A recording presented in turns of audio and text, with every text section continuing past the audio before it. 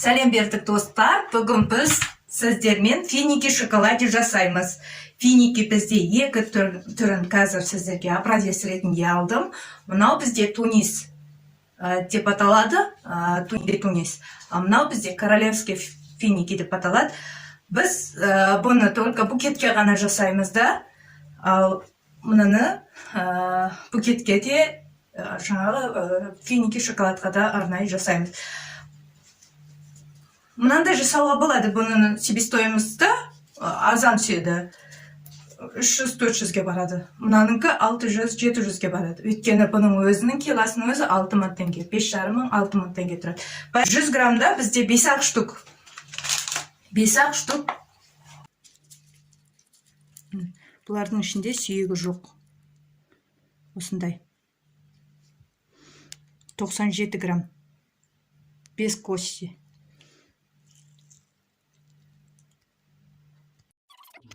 Ал достар, каналыма лайк, подписка жасап, комментарий жазып отырыңыздар. Финикимді жақсылап жуып, біріншісінде перчаткасыз жууға, потом перчатка кию керек обязательно, өйткені біз кесеміз, ашамыз. Финики шоколаде ол витаминге бай, әсіресе жаңадан босанған әйелдерге, ораза ұстаған адамдарға берсеңіз болады, сауап аласыз. Шпажкамен сүйекті итеріп шығарып алған жолы ыңғайлы негізінде, мен бірақ ашып жасаймын. Шпажкамен шығарып итеріп алған жерімізден миндальді кешуде спокойно кіреді. Шүкір. Бүгін ладно, осылай істеп көрейік. Осылай тазалайсыздар, өздеріңізге қалай удобно. Бір удобно жағын алып аласыздар. И осылай тазалайсыздар. Бұл королевский финики. Қазір көрсетейін сіздерге. Финиктерді алып сүртеміз. Прям аламыз да, одноразовый салфеткамен сүртеміз. Суы болмау керек. Осылай сүртіп шығамыз. Су ғой. Суын кептіртіп аламыз. Өйткені бұл су жағдайда шоколад қонбайды бұған.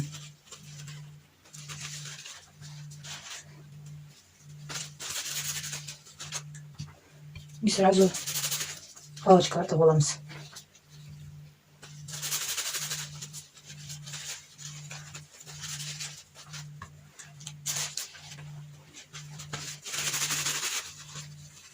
Ешқандай су болмау керек. Мынандай зубочисткалар бола береді.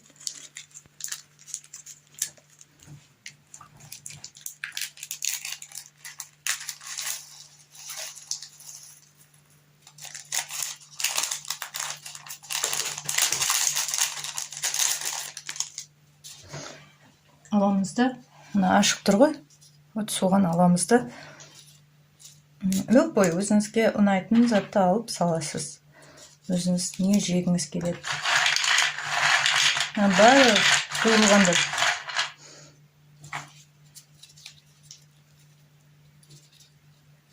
Негізінде арасына не салсаңыз, әдем болады. Қоссаңыз, әдем болады.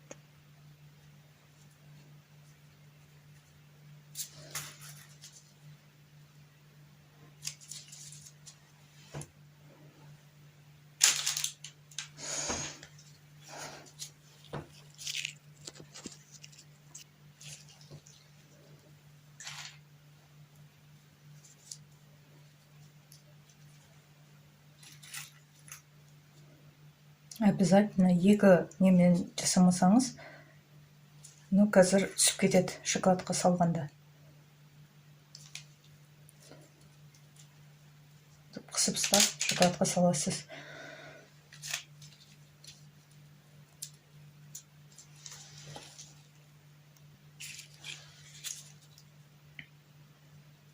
Прям етіне саласыз финиктің.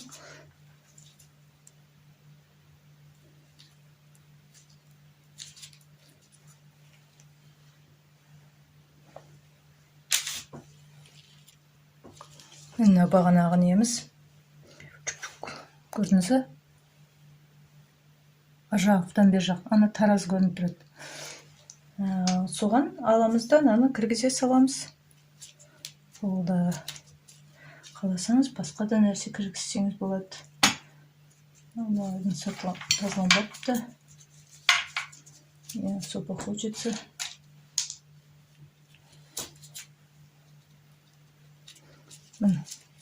Осылай жабық тұрады. Шығып кетпейді.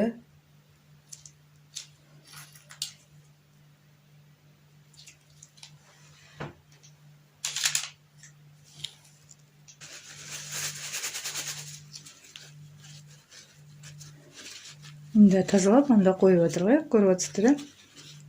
Ішіндегі суды да алып тастаймыз.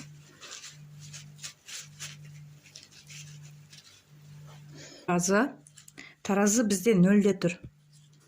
Ондай бумада қойып қояйық, чтобы сіздер таза емес жерге қойдыңдар деп айтпас үшін. Біреуінің өзі 18-19 грамм. Короче, бесеуін салсан 100 граммдай болып шығады екен. Бесеу 95. Бұл қазір сүйегі алынып тасталынған. Сүйегі жоқ бұлардың ішінде, ешқайсының ішінде сүйегі жоқ. Бірінші 30 секундқа қоямыз. Потом 20 секундқа қойып көреміз. Есе ол кезінде ерімесе, жақсылап ерімесе, ол кезінде тағы да 10 секунд қосып қоямыз. Перчаткамызды киеміз.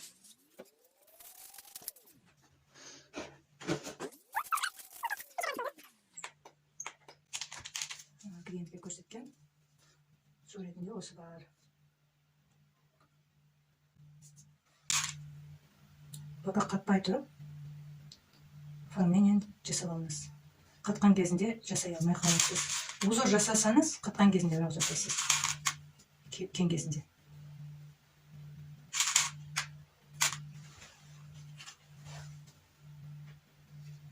Бұның бәрі жуылып, кептірілді духовкада. Одан кейін алып келіп, салып жатырмын. Ана уже кеуіп жатыр. Минуттың өзінде кеуіп қалады. Көрдіңіздер ме? Мына жерге қояйын. Ал кептік екіншісін бастайық.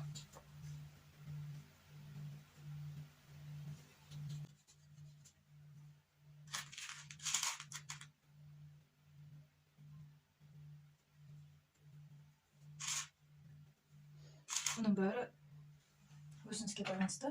Не қоям десеңіз де, не салмайым десеңіз де өзіңіз білесіз. Салға. Мынаны салсаңыз, дәу болып кетеді. Осылай өзіңіз қарайсыз.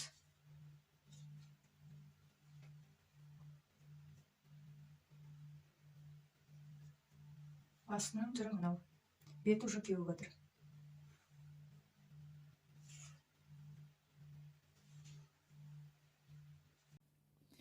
Галибад. Қараңыз, қазір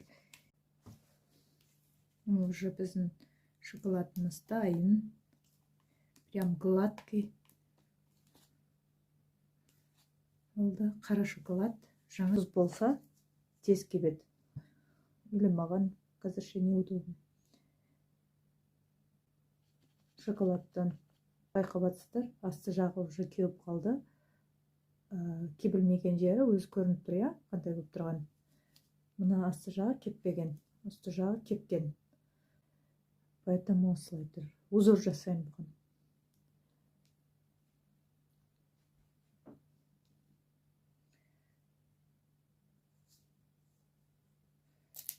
Бисмилла дейміз.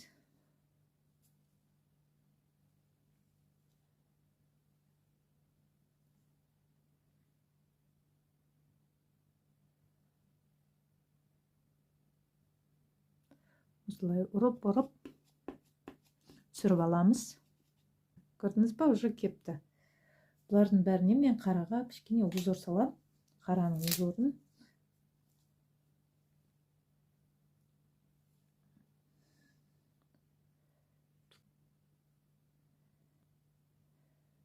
Болды.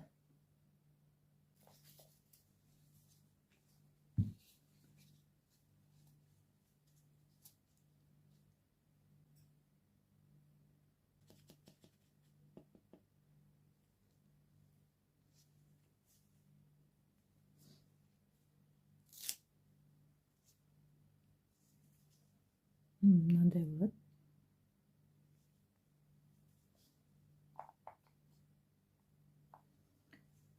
Кепкеннен кейін осындай болады.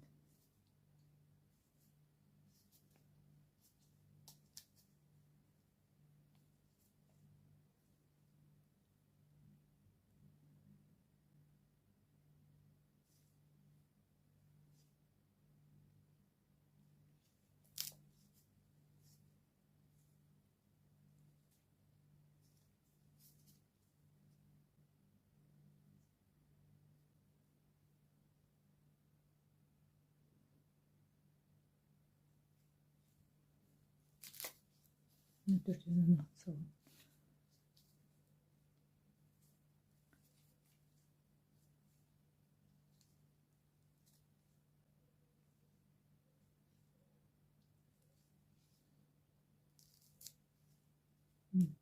Өзіңіздің көзіңізше жасалынған осылай болады. Осылай тұрады. Алыңыз.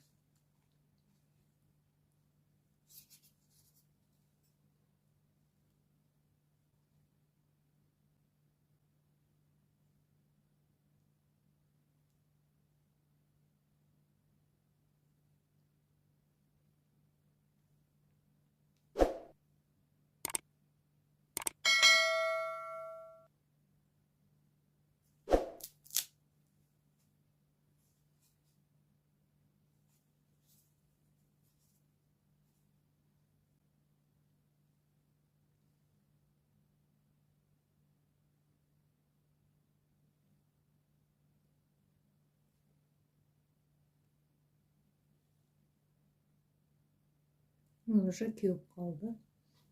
Біз оны былай қоямыз. Ақты жасадық. Ағымыз мына асты жабысқан жоқ. Жақсы жасалынды. Міне асты міне. Бұл жақсы темперировать етілген шоколад болып саналады. Полный бәрі шығып тұр.